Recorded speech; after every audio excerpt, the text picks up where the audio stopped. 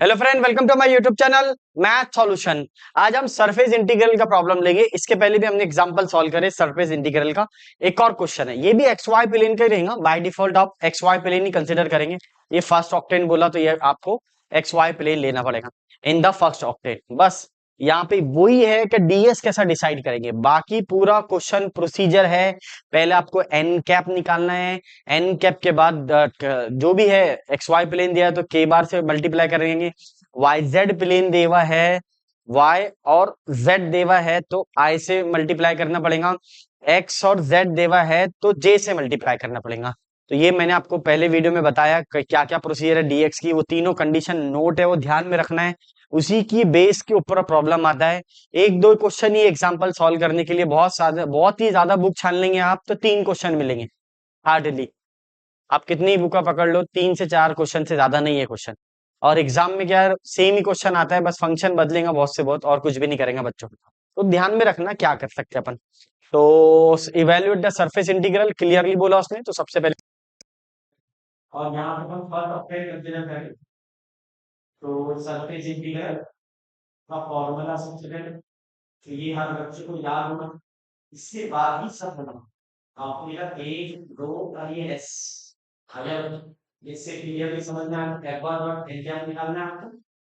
तो सर यहाँ पे कैसे सफल हो गया, चलो दिक्कत नहीं। एक बार डॉट एंड कैप, फिर यहाँ पर आ जाएगा आपका डी। तो फर्स्ट क्वाड्रेंट में कंसीडर करें डीएस, डीएस में ये सॉल्व करें। यहाँ आ जाएगा आपका एक और ये दो। एक बार और यहाँ पर चेक करना डॉट एंड कैप। तो एन कैप ऐसे भी जाएगा और यहाँ पर कौन सा plane, in X Y plane. X Y plane ठीक है ना, or in X Y plane. X Y plane आया तो याद आएगा dx dy divide by a bar dot n cap. ये बन चुकी है, मैंने ऑलरेडी करा दिया आपको एन कैप कैसे सॉल्व करेंगे हम लोग। तो सबसे पहले प्रोसीजर एन कैप की है, तो dx dy a बार आप समझ चल जाएगा।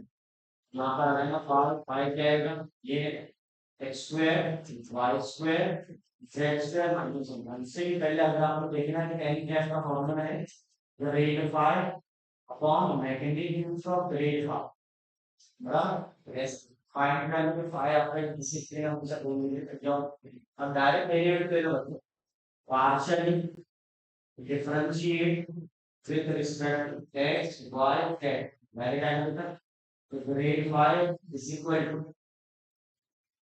2xi 2yj 2z। समझा नहीं कर सकते। देख लेते हैं ग्रेड फाइव डायरेक्ट निकाल गया, partially with respect to x पूरा टू बाइस, partially with respect to y पूरा इक्वेशन टू बाइस वन, partially with respect to z पूरा equation with respect to z। यहाँ पे आपका z, फिर आपको क्या करना है बच्चों, टू कॉमन निकालना है, now taking the common two. So what will become, it becomes 2xi plus yj plus zj। ठीक है, अब इसको मैग्नीट्यूड ले लो आप, देखो बच्चों मैग्नीट्यूड, तो मैग्नीट्यूड क्या है इसका, 2 तो नहीं नहीं चलता। अगर आपका बेसिक क्लियर हो तो कोई प्रॉब्लम नहीं, 3 मैग्नीट्यूड स्क्वायर में है तो इसका ले लेंगे हम लोग। तो क्या होगा dear, x square plus y square plus z square magnitude निकाल कर आता है आपको कोएफिशिएंट ऑफ आई जे के। अब आपके पास अगर समझदार होंगे आप तो x square plus y square plus z square का वैल्यू क्या है सर, होगा। अरे क्या बात, आ जाए ना, आ जाए ये वाला मतलब इस। now n cap is what, so n cap is grade 5 divided by magnitude of grade 5 आ गया। वही पुरानी कहानी, 2xi yj z। Magnitude magnitude 2 आ गया इसका, तो ये 2 और 2 कैंसल।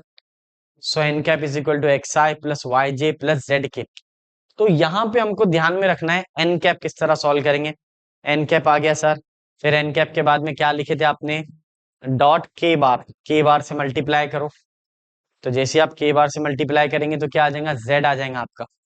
क्या आ जाएगा, जेड। तो लास्ट स्टेप कैसा करेंगे, पहले इसको सॉल्व कर लेंगे मैग्नीट्यूड, फिर आगे बताऊंगा मैं तुमको। चेक करना, यहाँ पे देखना बेटा। तो K bar dot n cap, बस कोई के का कोएफिशिएंट, एन कैप का वैल्यू क्या आ गया, एक्स आई वाई जे जेड के बराबर, डॉट प्रोडक्ट लगा लो। नहीं समझता तो एक बार फिर से, एक्स आई वाई जे जेड के डॉट प्रोडक्ट के बार के साथ, तो यहाँ पे अगर नहीं समझते तो 0i plus 0j plus 1k, ऐसा, ठीक है ना। तो पहला वाला 0, दूसरा भी 0, तीसरा आ जाएगा आपका z into 1 which is z, means के बार डॉट एन कैप क्या आ गया आपका, z आ गया। और k bar dot n cap z बोले तो कांस्टेंट है, तो इसका मैग्नीट्यूड भी कांस्टेंट ही रहेगा, विदाउट सोचे समझे आप z ही लिख लेंगे। तो मॉरल ऑफ द स्टोरी क्या हुआ, क्या हुआ बच्चों बोलो, के बार डॉट एन कैप निकल गया। अब आपको क्या निकालना है, f bar dot n cap को, तो हम लोग इसको नेक्स्ट स्लाइड में सॉल्व करेंगे। तो यहाँ पे कोई प्रॉब्लम है क्या, देख लो, नहीं सर, एन कैप भी बहुत आसानी से निकाल लिया अपने, ग्रेड 5 निकाल लो। तो आपको स्टेप बाय स्टेप जाना है, जैसे आपने फॉर्मूला कंसिडर कर लिए एक्स वाई प्लेन वाला, तो डी एक्स का value D x D y के बार डॉट एन कैप, बस इसके बाद वन बाय वन आपको सॉल्व करेंगे। पहले क्या सॉल्व करेंगे आपको, एन कैप, एन कैप के बाद के बार डॉट एन कैप, फिर ये वाला सॉल्व करेंगे, ये फिर ये वैल्यू रख देंगे दोनों को, फिर आगे डबल इंटीग्रेशन अप्लाई करेंगे, तो देखेंगे किस तरह सॉल्व होगा। चलो देखते हैं नेक्स्ट स्लाइड। हम लोग f bar dot n cap लेंगे, अगर आप नोटिस करेंगे तो यहाँ पे ये मेरा एफ बार का वैल्यू है, और एन कैप तो हमने सॉल्व कर लिया सर, एन कैप का वैल्यू क्या है, ये वाला, जो बच्चों को प्रॉब्लम है वो ध्यान में रखना, x i plus y j plus z के बराबर, तो ये मेरा एन कैप है। ठीक है, बहुत स्लो स्लो पढ़ा है सर आपने, हाँ ऐसा पढ़ा रहा हूँ कि सबको समझेगा, जिन बच्चों का बेसिक नहीं भी क्लियर है उनको भी आ जाएगा, f bar dot n cap. अगर आप नोटिस करेंगे तो पहले से बहुत कम टाइम लग रहा है पहले वीडियो से, क्योंकि ऑलरेडी सॉल्व है, बस आपको हिम्मत करना पड़ता है सॉल्व करने की और देखने की, कि मुझे सरफेस इंटीग्रल का भी क्वेश्चन सॉल्व करना है, मन में रखना पड़ेगा आपको, नहीं तो 90% बच्चे इसको ड्रॉप कर देते हैं। बहुत ज्यादा इजी क्वेश्चन है, बस इतना है कि M1 M2 का कॉन्सेप्ट बहुत लगता है, जैसे डबल इंटीग्रेशन बोले तो M2 का पार्ट है तो वो आना चाहिए। बस आई का कोएफिशिएंट आई से, जे का जे से, और के का के से, तो so what it become, x Y z x Y z x Y z, notice कर लेना आपने घर पे, ये चेक कर लो, तो ये हो जाएगा आपका 3xyz हो गया, ये भी हो गया f bar dot n cap. अब आपको पता है सरफेस इंटीग्रल का फॉर्मूला क्या था, सरफेस इंटीग्रल का फॉर्मूला क्या था बच्चों, एक दो F bar, sorry S, S बोलो या आर बोलो, कोई बुक में आर लिखा हुआ है, तो ये F bar dot n cap DS, DS का value D x D Y upon K bar dot n cap, ये डायरेक्ट हो गया सर। आप नहीं तो बुक में बहुत डेंजर लिखा हुआ है तो बच्चों को टेंशन आ जाता, हाँ वही तो है, इसीलिए तो आपको रिड्यूस कर रहे हैं ना हम लोग tension, X Y Z 3 times आ जाएगा D x D Y divide by K bar dot n cap, तो K bar dot n cap का वैल्यू है जेड, तो ये और ये कैंसल, सरफेस इंटीग्रल, तो चेक करना आपको, सरफेस इंटीग्रल क्या है देख लो, सरफेस इंटीग्रल, तो बचा क्या, एक दो आर, और ये आ जाएगा आपका 3xy dx dy, ठीक है ना।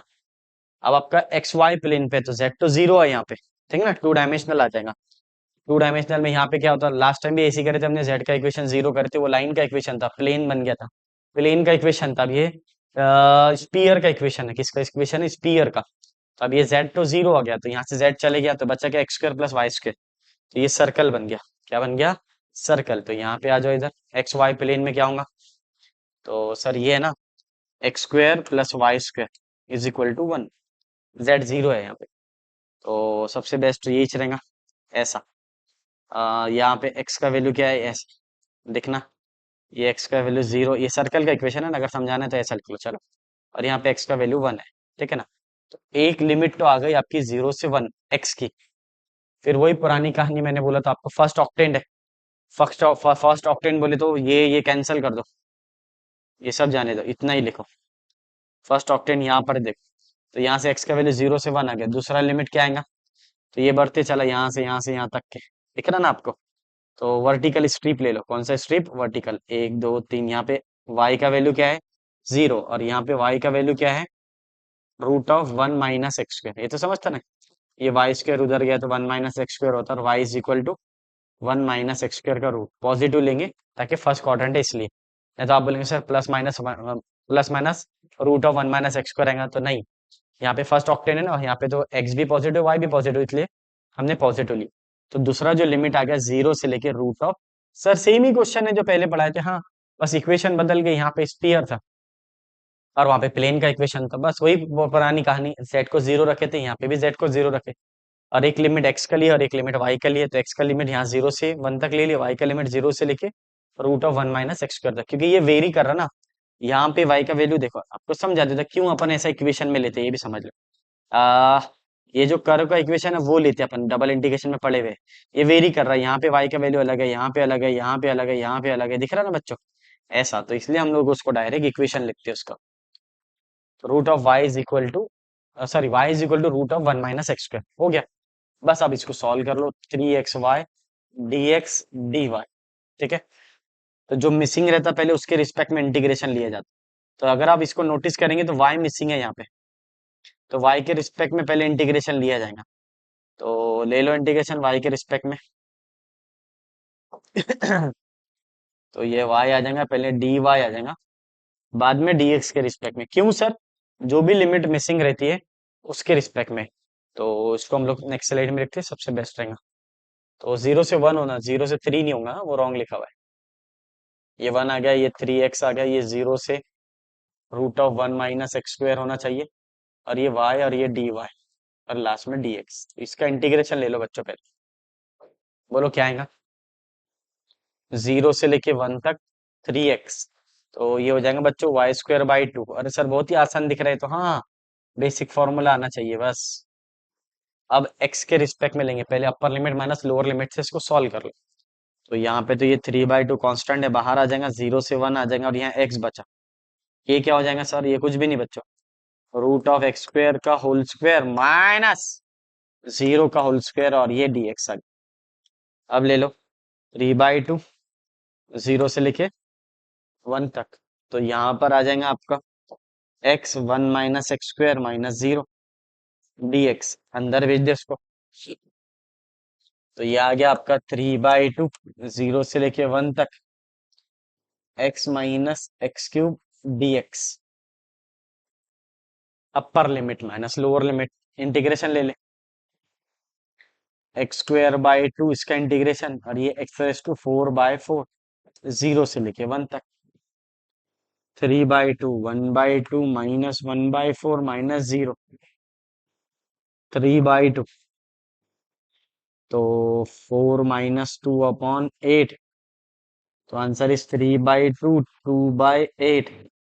अरे क्या बात है सर, 2 2 कैंसल, 3/8, तो फाइनल आंसर इज 3/8।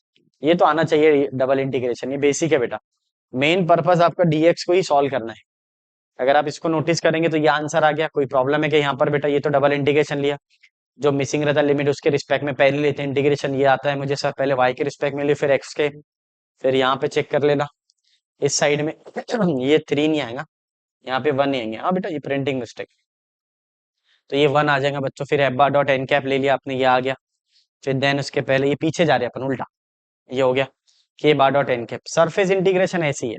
और सर हमेशा फर्स्ट ऑक्टेन आया तो एक्स वाई प्लेन लेना, क्या, हाँ फर्स्ट ऑक्टेन आया तो आपको एक्स वाई प्लेन ही कंसिडर करना है, इसलिए हमने 2 क्वेश्चन ले लिया आपके, ताकि कॉन्सेप्ट क्लियर हो जाए। अब आपका एक और क्वेश्चन लेंगे जो नेक्स्ट कॉन्सेप्ट पे रहेगा, कौन सा प्लेन लेंगे वो डिसाइड करेंगे अपन, ठीक है ना। तो 2-3 ही प्रॉब्लम रहती है, अगर आपने ध्यान भी कर लिए कि कौन से प्लेन में आएगा तो भी चलता है बच्चा, क्वेश्चन में नंबर भी चेंज नहीं होता, यही लिखा हुआ रहता है, ठीक है ना बच्चों। चलो मिलते हैं नेक्स्ट वीडियो में, वीडियो पसंद आए तो लाइक शेयर एंड सब्सक्राइब कीजिए।